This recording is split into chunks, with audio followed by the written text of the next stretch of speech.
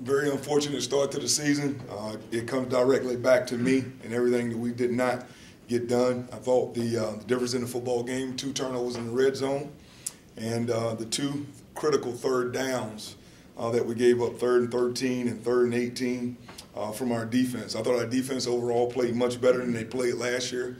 I thought there were some bright spots on offense. I thought when we got to the red zone, we did what we couldn't do. We turned the football over. You can't turn the football over in the red zone, and that was our biggest critical error of the game.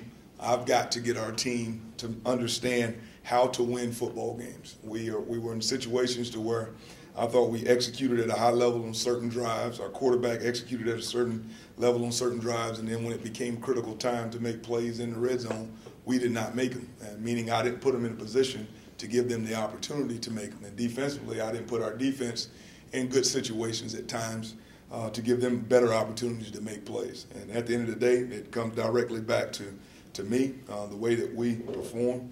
We will get better. We got a big week ahead of us, and that's where we're going. We were great in the locker room afterward. As tough as it was for us to lose that football game, we lost the football game together. And I told them that this game was directly connected to what I didn't have them ready to play. And I thought that we were 100% ready to play. There's no question about it. We had a great week of preparation. Nothing that happened on Saturday night changed anything to moving it to Sunday. It was just we did not go out and execute the way that we needed to execute to win the game. Moving forward, I thought that the North Carolina-Cal game was pretty similar to some of the things that we went through. I think that they were in a situation where they could have won that football game a lot of different ways. Turnovers hurt them. I thought they really outplayed Cal. They outgained them offensively. I thought they did a really good job in their secondary, both teams, but mainly Carolina. This is going to be a tough opponent for us. We're looking forward to the challenge because they are the Tar Heels, and we need to come out and play a lot better than we've played in recent history. I think that with the man coverage that they put on Cal, they put a lot of stress and pressure on the quarterback position. I thought that the flip side of it is they have University of North Carolina Chapel Hill had really, really great backs. Really great backs. I thought the receiver, 17, Ratliff, is a tough cover. All in all, it was a very, very tough game for them to lose as it was for us. And I'm sure that they will grow a lot between game 1 and 2 as we will, and we'll see a lot of differences from both teams moving forward. Coach, how will you treat this week?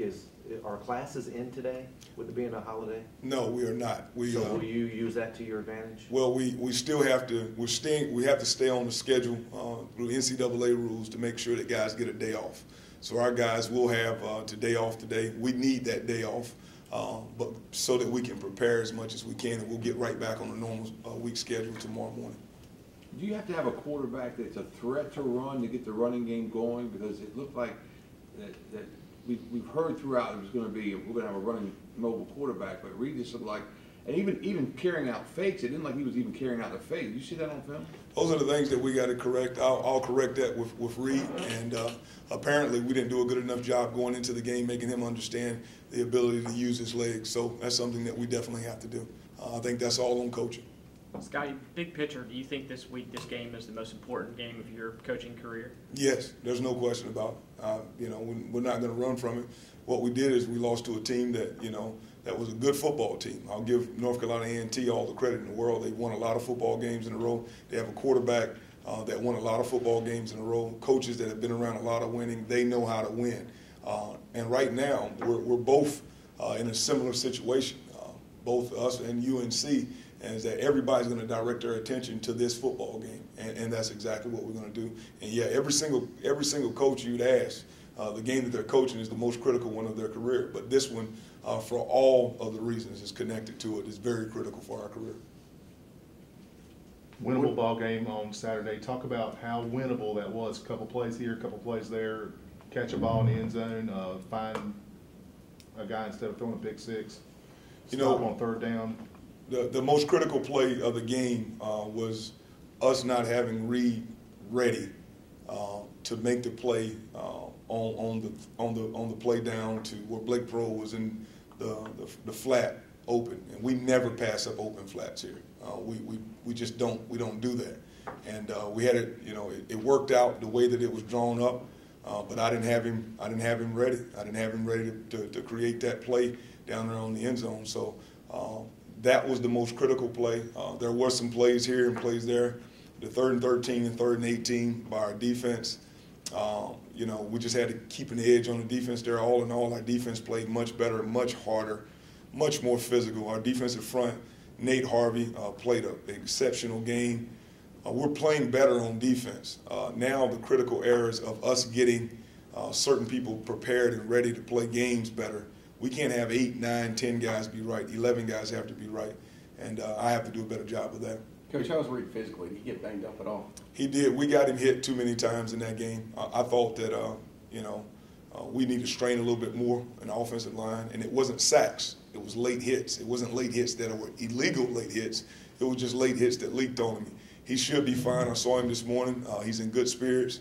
Hopefully we'll get a chance to see where he's at. You never know how banged up they are until we get to the practice week. So we'll reevaluate him in practice week. But he finished the game, but he did get hit way too many times, which probably had an effect on him mentally on running the football. You're taking a lot of responsibility for the game this past Sunday against A&T. What will you do different in practice this week and then on game day to help put the team in position to win? The first thing we'll do in practice is we have to get to a point of where we give them more winning and losing critical situations in games, period. We do 2-minute drill every week, but we got to put our team in situations where we're providing a good on good offense and defense. We'll see much more good on good this week. 3rd and 15s, 4th and goal to win, more situations than you would normally have to give a team, but that's where we are right now. We're going to have to play less football out in the field and more critical situations. And then as far as the game is concerned, I trust our coach and our coaching staffs more than anything. I got complete trust in David Blackwell and Kirk Dahl and Tony Peterson to get it done. The preparation happens during the week. What happened during the game is more connected to the way we did or did not prepare.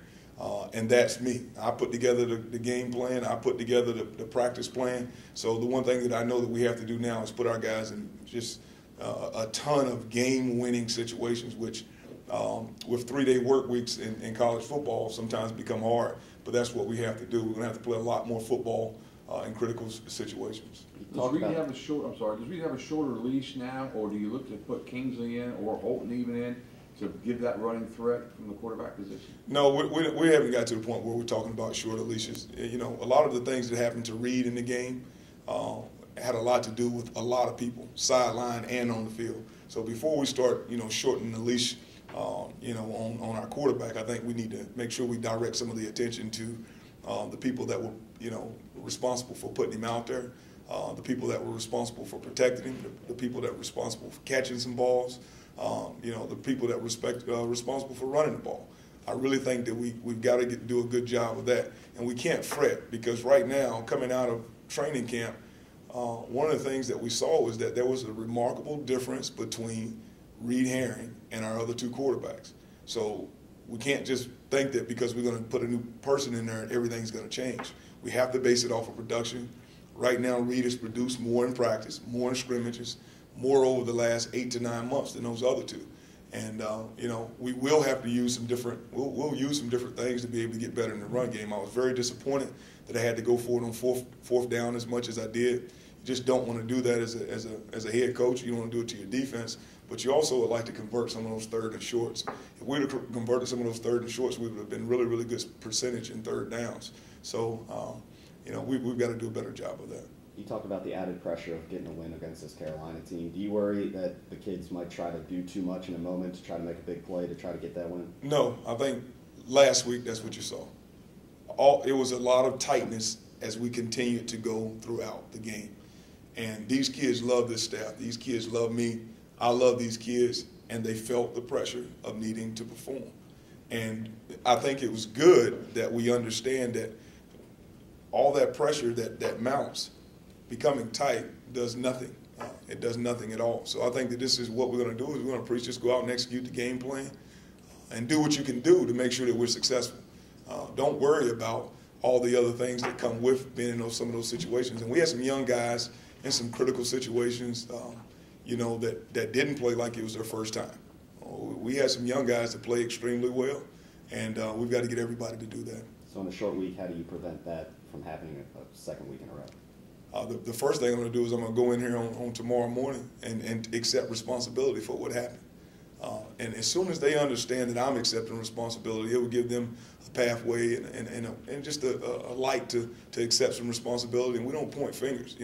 It's part of who we are as Pirates. We're not gonna point the blame and I'll take it because that's where it belongs. And our kids will feel much better when they go in because I'm not going to let our coaching staff walk in and place the blame on it. Everything that happened out there is directly connected to me. In the normal course of events coming into this week, do you anticipate any lineup changes? And No. Are we going to see at some point? Are we going to see Darius Penix in the backfield? I would like to see him in the backfield more. I would like to see him carry the football more. I would like to see our rotation a little bit better in our backfield. At the end of the game, it was not where it should have been. So yes, you can look to see Darius Penix some more. As a former Duke player, is the rivalry with North Carolina different for you as a player than it is as coaching in East Carolina, or is it similar with North Carolina? You hate them different ways. No, it's the same word. Yeah. So it isn't. There is no difference. I want to win this football game the same way I've always wanted to win against them. Every time the word is brought up, it's the same. It's the same deal. With the offensive line, when you went back and watched it, was it more anti-stunning, or were they just beating the guys one-on-one? What was it that was given? We didn't do well with twist. We didn't do well with smaller, quicker people on twist, coming from a long distance away. I thought the guy that played the best on our offensive front was John Spelcy. And I'll talk about the guys who played the best, and that's about it. Thank you.